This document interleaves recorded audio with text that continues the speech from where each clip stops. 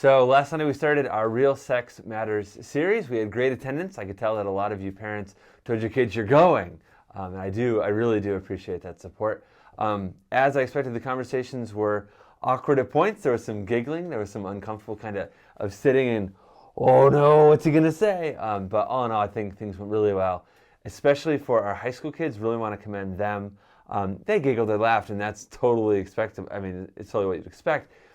Adults, we giggle and laugh when we talk about this stuff too. It's not like we get any better. But they really did a really good job handling it. Some really mature conversations, some tough conversations, some new stuff that was learned conversations, and those aren't always easy. But all in all, things went really well. If you want to know what I talked about, you really can go back to the preview video. But just to kind of recap quick, talked about sources, talked about how they got a lot of bad sources in their life. They got a lot of sources that are giving them ideas about sex that just aren't realistic.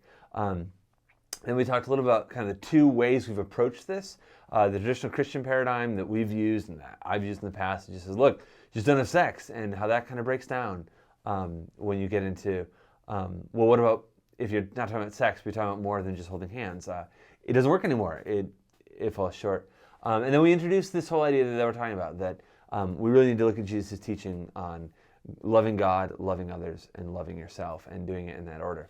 And that's where we're going to zero in now this week. We're going to really zero in on that teaching because I said it briefly last week, but I want to say more about it this week and let you know just kind of where we're going.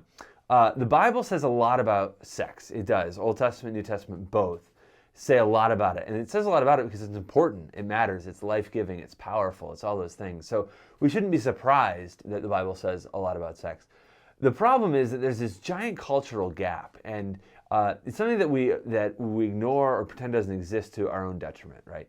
The world of the Bible was just not like the world of today as far as dating and relationships go.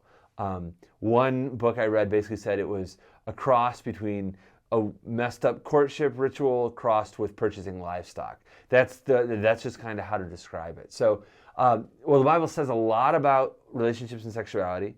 We've got to work a little harder to interpret. So what does it mean? Well, Jesus gave what we call the greatest commandments of loving God and loving others. And what he says, look, all of the law and the prophets hang on this. In other words, get that right. Get loving God and loving others right, and you'll get the whole thing right. So this week we're going to apply that into this area of sexuality, looking at what the Bible has to say in other parts of it. Specifically, we're going to look at the Old Testament.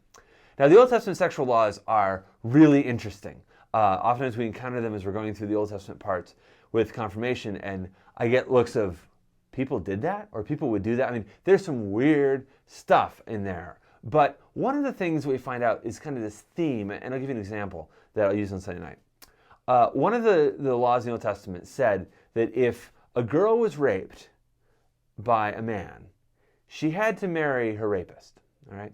Now, in 21st century and in American culture and Western culture, we are just shocked at that. And in fact, some people would throw that verse out there and say, that's why you can't trust the Bible when it comes to relationships and sex, because the Bible doesn't get it.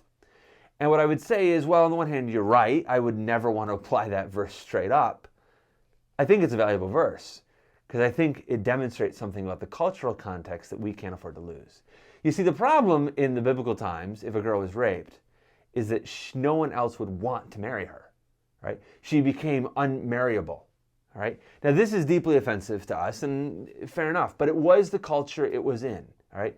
And as my wife so eloquently put it the other night when we were talking about this, she said, God works within the cultural context, and God does. That's how God works. Thank goodness that's how God works. So let's take a look at that again, all right? So if a girl is raped by a guy, she has to marry her rapist, all right? Specifically, the rapist has to take her as his wife. Now, why? Why? Simply put, without that, she was unmarriable. And when her father passed away, she would have no one to provide and defend her. Women had very limited rights in those days. Women couldn't own property. Women had no rights. They basically were limited to whoever they were joined to. Again, I'm not defending the social system. I'm just telling you what it was, okay? So in this social system where you had to have a man as kind of your guardian, as your protector, all right? The idea of making a woman unmarriable put her at an incredibly vulnerable spot. So the law was simply put, if you rape a woman, you have to marry her. Why? Because that's looking out for the woman. You see? That's the big thing about this verse I want you to understand about a lot of the laws of the Old Testament. The Old Testament laws are almost all about protecting vulnerable people. All right? The widows and the orphans come up over and over and over again. Why? Because God is very concerned about those who can't look out for themselves. All right? The sexual laws carry over a lot of that too, right? The sexual laws are there and designed to protect those who can't protect themselves. So a woman who had been raped became unmarriable. Therefore, you have to marry the guy who raped you. It's awful in our context, but if you see the principle behind it, was very simple. Protect the woman. All right, so let's take this principle of looking out for the most vulnerable and apply it into today's context as it relates to relationships, specifically about middle school and high school students, all right? Who's the most vulnerable in those situations? Usually, it's the girl. Why? Well, because the girl is the one who can become pregnant if the couple chooses to engage in intercourse, all right? And what I plan to argue on Sunday night is that is never a loving thing to do. It's never loving to put somebody in a position where they might become pregnant when they're in middle school or high school, all right? And why? Well, number one, it's not good, all right? It's not good to put a girl in that position because becoming pregnant is a huge life-changing thing, all right? I have a little bit of appreciation for this because I've lived with a pregnant woman twice, but any of you who have kids know that at 15, 16, 17 years old, you are in no way in a good spot to take on the care of a child, of raising a child. It short-circuits your future, it short-circuits your ability to provide for that child. It's just a bad situation, okay? So what I'm going to argue is it's never loving of yourself to put yourself in that situation, and I'll hit this really hard with the boys, it's never loving to put a girl in that situation, all right? But I know the pushback. The pushback is going to be, but Brian, there's birth control. Safe sex, be responsible, all right? Now look, I am a big fan of birth control, all right? I think responsibility is really important.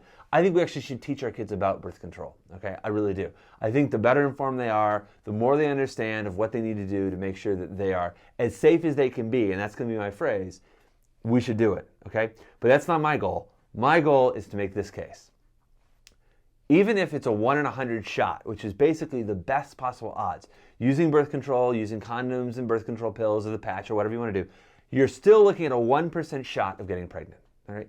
Some things are not worth the 1% risk, and that's going to be my argument. Strictly pragmatically, it is not a loving thing to do because it puts somebody in a vulnerable position to take on a responsibility that they're not ready for, that short-circuits their future. This is not God's best for them, period. It's just not.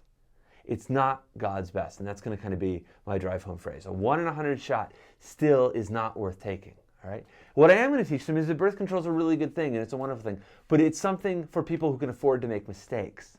And I'm going to argue that middle school and high school kids cannot afford mistakes in the area of relationships and sexuality, especially of this degree. So that's going to be my case. I'm going to kind of approach it both biblically through the argument of protecting the one who is the most vulnerable, showing love to others, but also flat out hit it from the pragmatic side and hopefully bring those two together to make a compelling case to say, look, there's nothing wrong with sex. Sex in the right context is great. It's life-giving. It's wonderful.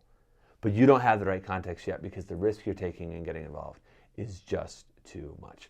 So that gives you a little preview where we're headed this week. Some might say, well, why spend a whole week on that? It seems an awful lot of time just to spend on trying to make the case that kids shouldn't have intercourse. I spend that much time on it because I think it's really that important. It's a life-changing choice when kids make it, no matter what point they make it. But there's just certain things that I think are that important that kids really understand and really have a chance to think through about the choices that they make. In part because they're going to hear a lot about sex, especially as they go off to college and even as they move into high school. And the impression that I always hear from kids is, well, everybody's having sex but me. We know statistically it's not true. By the time that they're high school seniors, still half, actually now a little more than half of high school students will not have had sex before they graduate from high school. So not everybody is, but with the impression that kids tend to get, I want to make sure that this message is driven home really clear, that this is just not a decision that they want to make now. It's not healthy, it's not right, it puts no one in good situations, and it's definitely not love.